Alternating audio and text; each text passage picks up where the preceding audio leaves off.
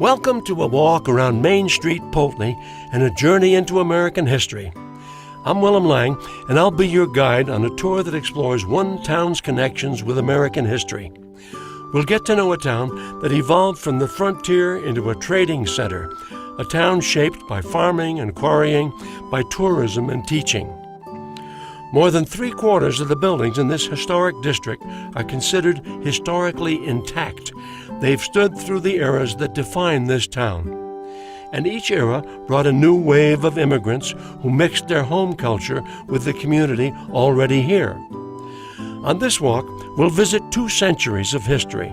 There are changes here, certainly, but Poultney today is not so different from Poultney yesterday. Now let's begin.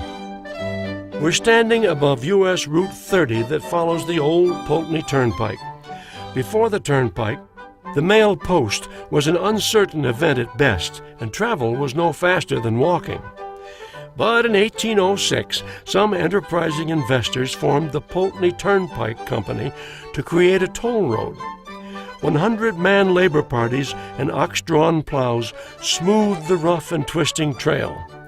At the end of one 4th of July work party, the townspeople celebrated with a community dinner and 16 toasts to the patriotic diggers and to the ladies who got the meal. By 1811, the new privately owned Poultney Turnpike was completed, connecting the town to other turnpikes and toll roads. Poultney's location was a strategic halfway point in the 2-day journey between Burlington to the north and the Hudson River near Albany to the south. The turnpike secured Poultney's role as a prosperous transportation center from the 1800s and into the 1840s. Until the canals and then the railroads were built, this turnpike was the best route for stagecoaches and wagons, which brought regular mail to the frontier. Local farmers could transport their produce to markets in Albany. Cattle prodders, herding their stock to the markets of Boston, would pause here for the night. This commerce would bring competition between the townspeople of this village, once called West Poultney and known as a small milling hamlet, and the more prosperous East Poultney.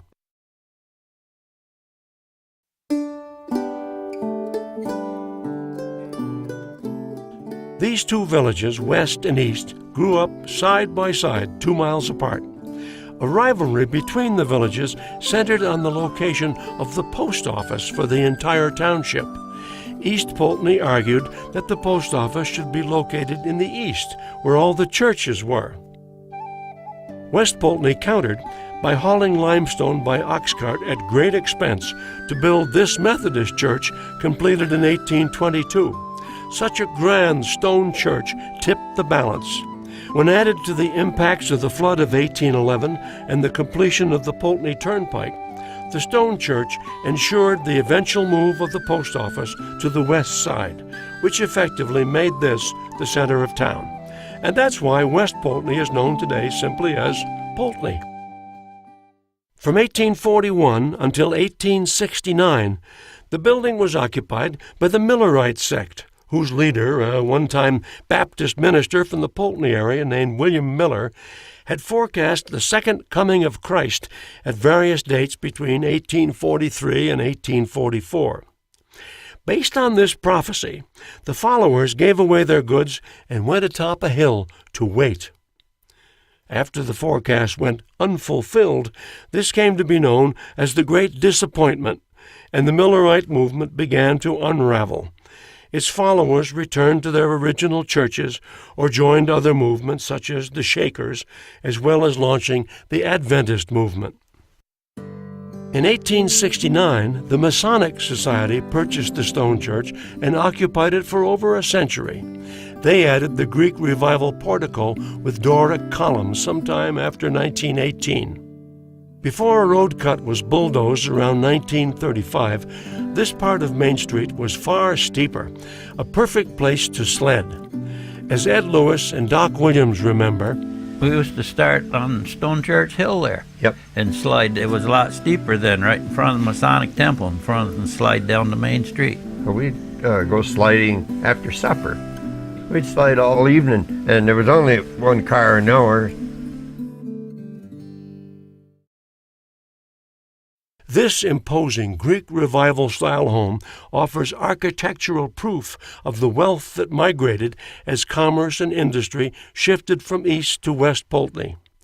Industrialist Henry Ruggles built this house in 1845 to be near the water-powered machine shop and foundry that he had purchased from Henry Stanley, where the famous Stanley stoves were fabricated. Ruggles, of course, renamed the business the Ruggles Foundry.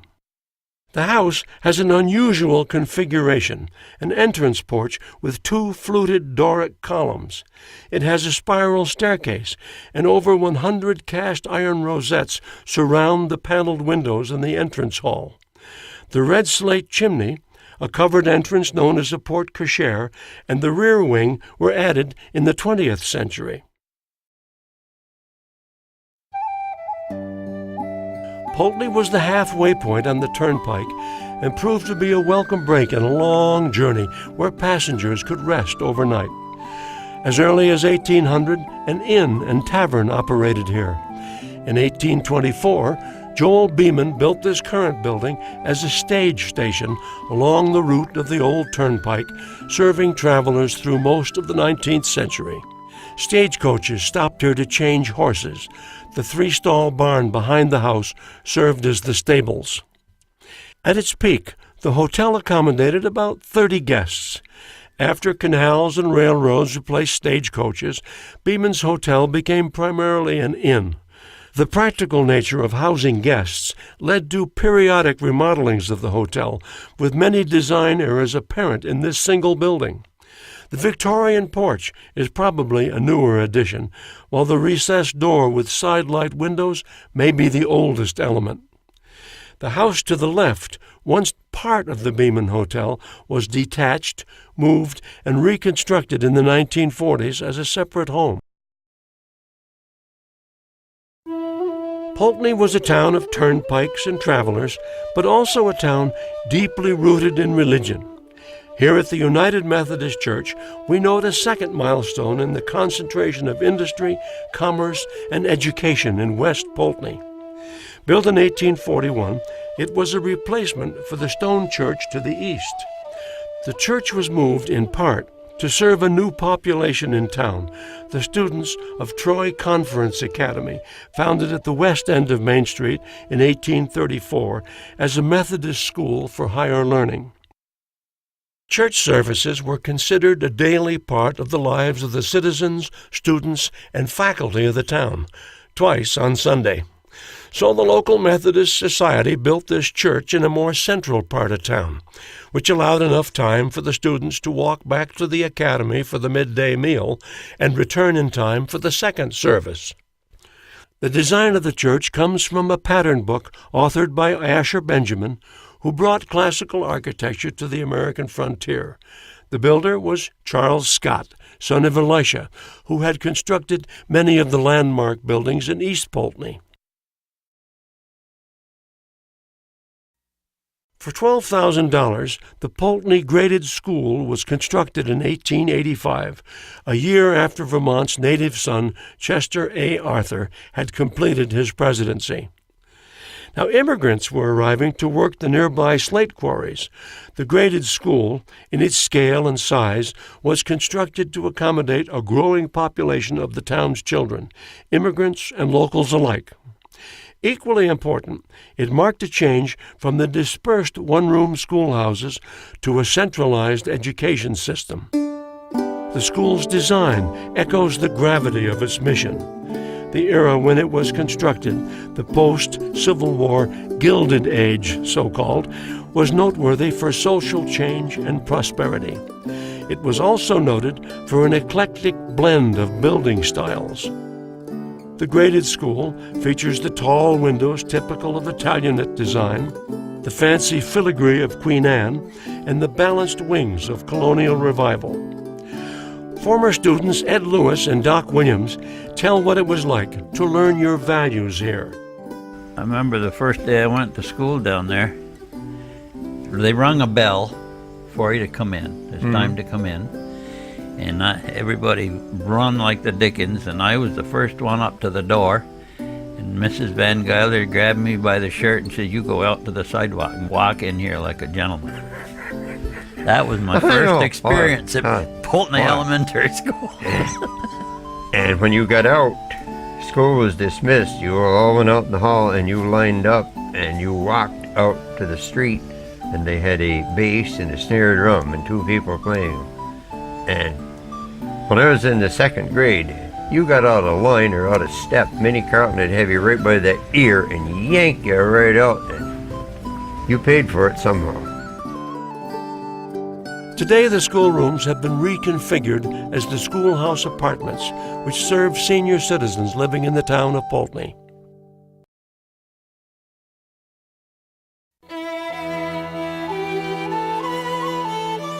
Reacting to the shift in population and prestige, religious congregations in the East Village moved to join the Methodists in the West Village. In 1866, both the Episcopalians and the Baptists began holding services on alternate Sundays in Poultney Village. In 1868, Trinity Episcopal Church was erected on the newly graded Church Street in Gothic Revival style with narrow and steeply pointed arch windows. The crisp roofline contrasts with the square steeple. On this roof, you see the geological trait that helps to define Poultney. It's slate. The first slate quarry in the area opened in 1845. The range of slate colors, black, green, red, even purple, makes our region unique and our slate a key element to the town's economic growth. Note the color of the red slate repeated in the red door. With its complementary colors and red rosettes, this is one of the more stunning examples of slate work in Poultney. Now, these slate roofs last up to 150 years if well cared for. Here's one of those school kids, Doc Williams, remembering how it was to grow up and work with slate in the quarries and on the roofs. Slate is a boom or bust thing. You know, you're busy for a while and then the market goes down. And I went roofing. And I roofed it for off and on for 20 years. I retired off it. I can get on the street and say I worked on that one, that one, that one. I don't know why I haven't been on that one. I've been on all the churches, and both churches in East Poultney and all the schoolhouses except the new elementary.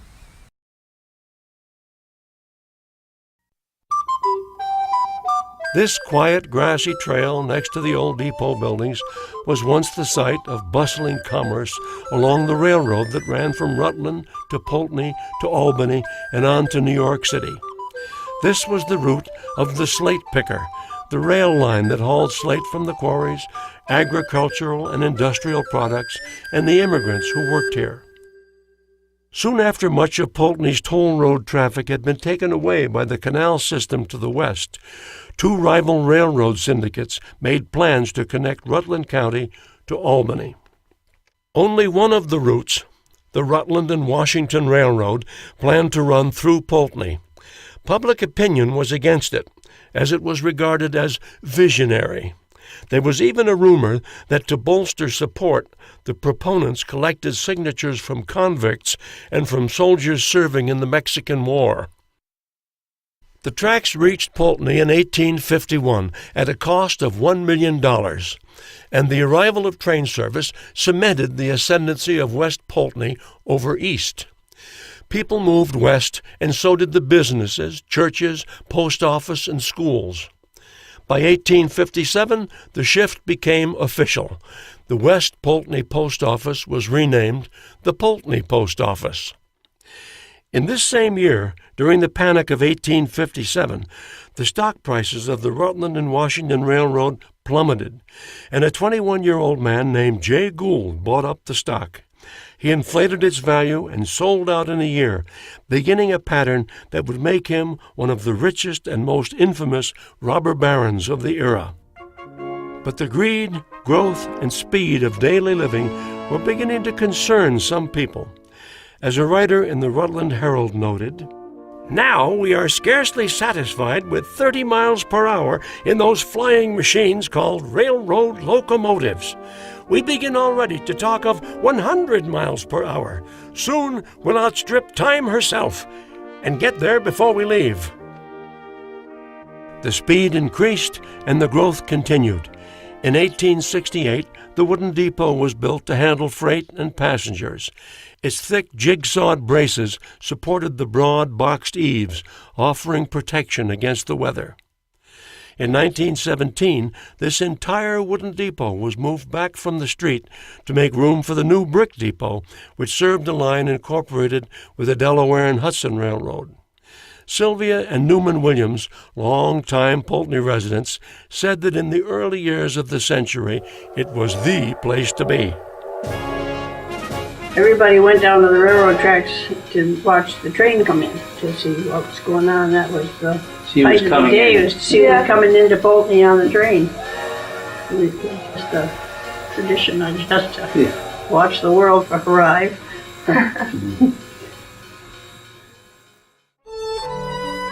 But in 1934, as the entire country struggled through the Great Depression, the train stopped its passenger service to Poultney.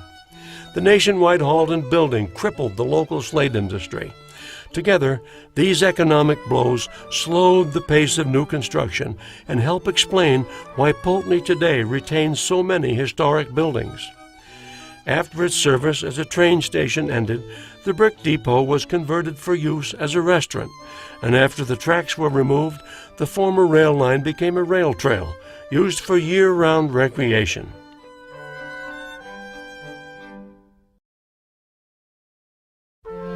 Before the automobile economy, every town had to provide its own commercial center. Poultney had 5 department stores, dry goods stores, restaurants, stables, and several photographic studios. The downtown served local residents and more than 1,000 quarrymen who worked in some 250 quarries in the area. The Humphrey Block, also known as the Journal Press Building, was built in 1904 in a neoclassical revival style, presenting a sense of strength and stature that typified buildings of the Gilded Age. It features pressed metal ceilings, and the cement and concrete blocks were also pressed on-site from scratch. This building is the longtime home of printing businesses, including the old newspaper, the Poultney Journal. The advertisements in the paper might tempt you to spend your wages on a range of goods: oysters, potatoes, sirloin and porterhouse steak, silk and brocades. Here you could find the variety and competitive prices unavailable from the company store run by the quarry. At one time or another, this building housed a bowling alley, a community center, a dry goods store, barber shop, pool hall, saloon, and the U.S. Post Office. Customers arrived on the electric-powered Poultney Castleton trolley, which had a turnaround stop just out front. Downtown owed its bustle to the industries and quarries, which in turn depended on local and immigrant workers. Workers from slate quarries in Wales launched the first wave of immigration in 1850. The Welsh were soon joined by subsequent waves of immigrants, skilled quarrymen or miners from Poland, Austria, Czechoslovakia, Yugoslavia, Italy, Ireland, Hungary, and Canada. This immigration continued through the 1890s and into the early 1900s. Sylvia Williams, co-founder of the hardware store with her husband Newman, remembered the Welsh influence in Poultney. Saturday night was live in Poultney then. All the stores were open, and all the farmers and everybody, they came to town on Saturday night. And you would walk down the street in those days. A good portion of the people were speaking Welsh. It's a Welsh community, but now you'd never hear it. But in those days, you did, because everybody was out, and quarrymen would come in, and the farmers would come in, and it was a fun night. It really was.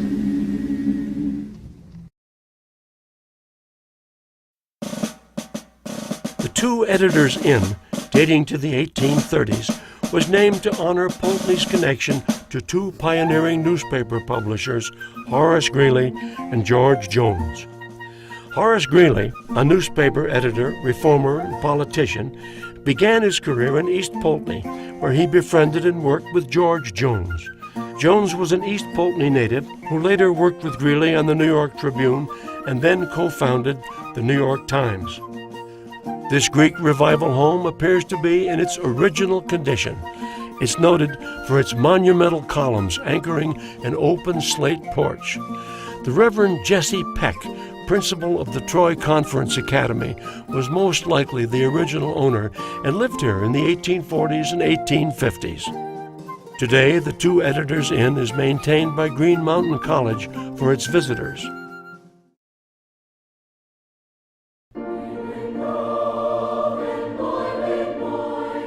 Green Mountain College sits on 155 acres, framing the far west end of Poultney Village and continuing the town's long heritage as a home for education.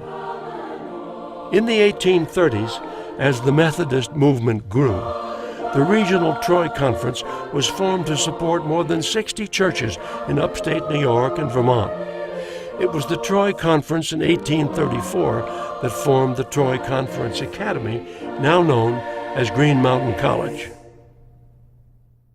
The college might not have been located in Poultney, though, if it hadn't been for the foresight of the townspeople.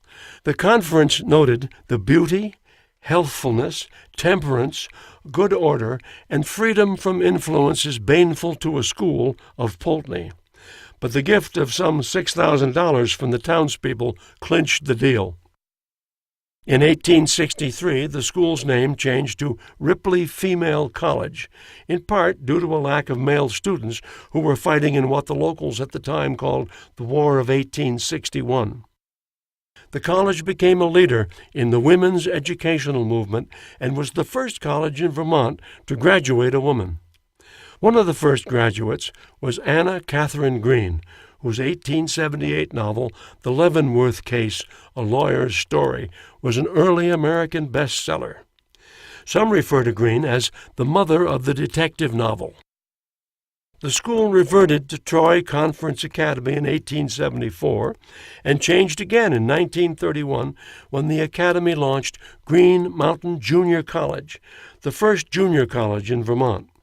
And again, during World War II, Green Mountain reverted to a college for women. The school returned to its co-educational mission in 1974, changing its name to Green Mountain College and offering 4-year bachelor's degrees.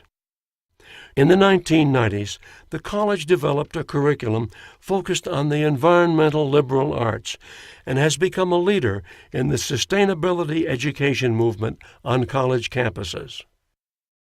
Through all these years, the fortunes of the college and the community have been intertwined. The students remember the town fondly. Sylvia Williams certainly did.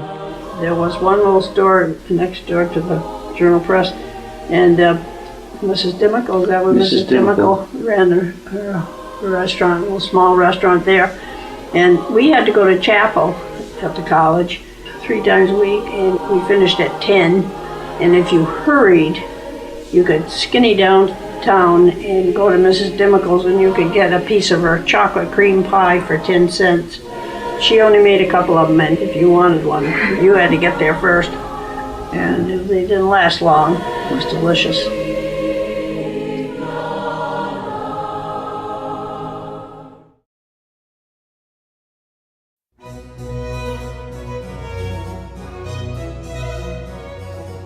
The Bentley House and the Richardson House across the street on the college campus are characteristic of the Victorian homes built by Poultney's new wealth, created by the mercantilism that served the immigrants working in the slate quarries.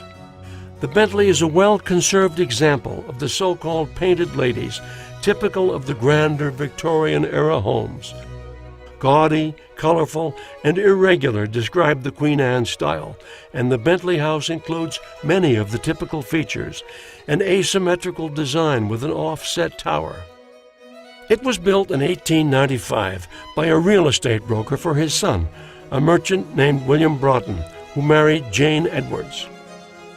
Now, Jane's sister lived across the street at 9 Bentley Avenue.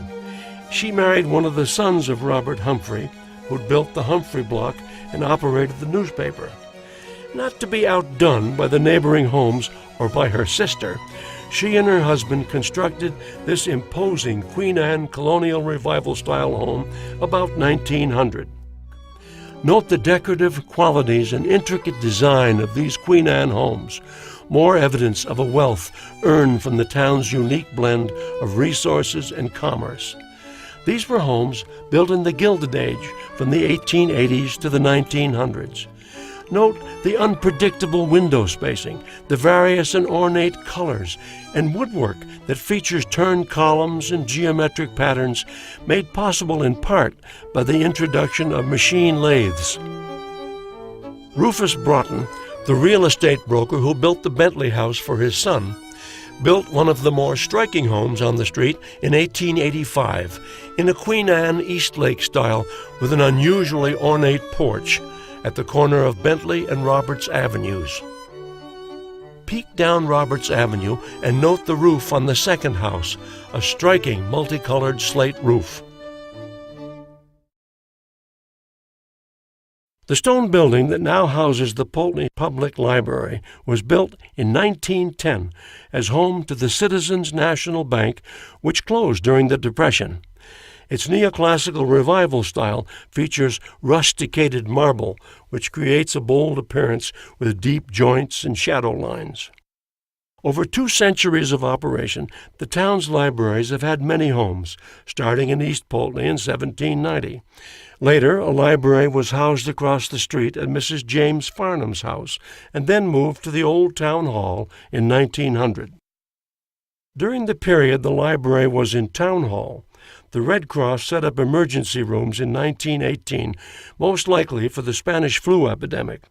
At one time, the library's Board of Trustees approved a nursery school there on the condition that a 3-foot wall separated the children from library patrons. When the Puritan Dress Company asked to use the entire town hall first floor, another location had to be found for the library. It moved here in 1957. Because of the smaller space, the library had to dispose of over 7,000 books and some unique collections, including a display of birds from 1915, now part of the Poultney Historical Society's collections in East Poultney. This building is named in honor of a former owner, Thankful Mears, the daughter of Solon Sherman, who operated the grist mill behind the house. Her grandfather, Olcott, a harness maker, moved from East to West Poultney in 1835, and it's likely he built this house shortly thereafter. Built around 1840, this brick Greek Revival house has a lovely curved stairway in the entrance hall. At the turn of the last century, Harry Sherman operated the feed and grain business in the mill house behind this building. His wife Alice had a photographic studio next door, which she reached by a tunnel under the drive, avoiding the winter snow. The next stop is 2 buildings down, a solid all-brick building.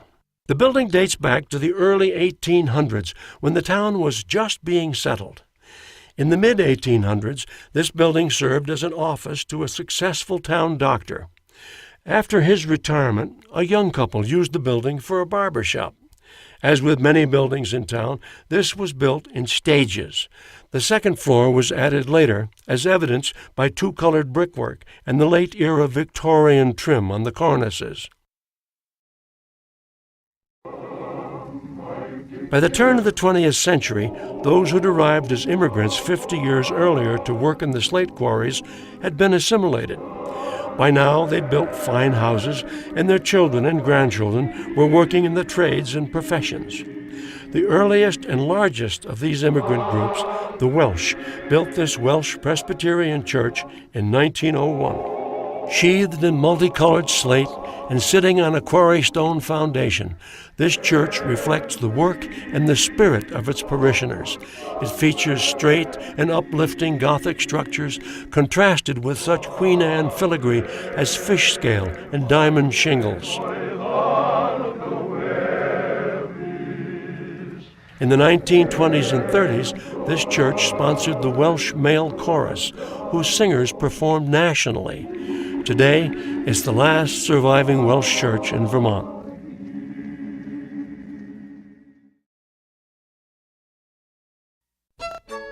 The stone bridge has been here since nearly the beginning of Poultney. Like the town itself, this house has seen many changes and survived times of prosperity and hardship.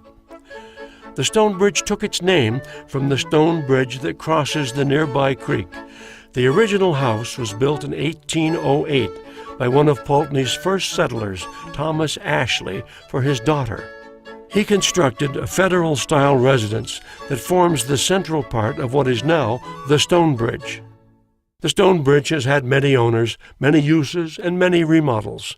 Its owners both reflected and shaped the town's changing fortunes.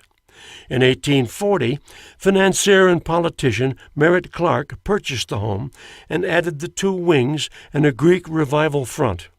Here he opened the first bank of Poultney in the west wing.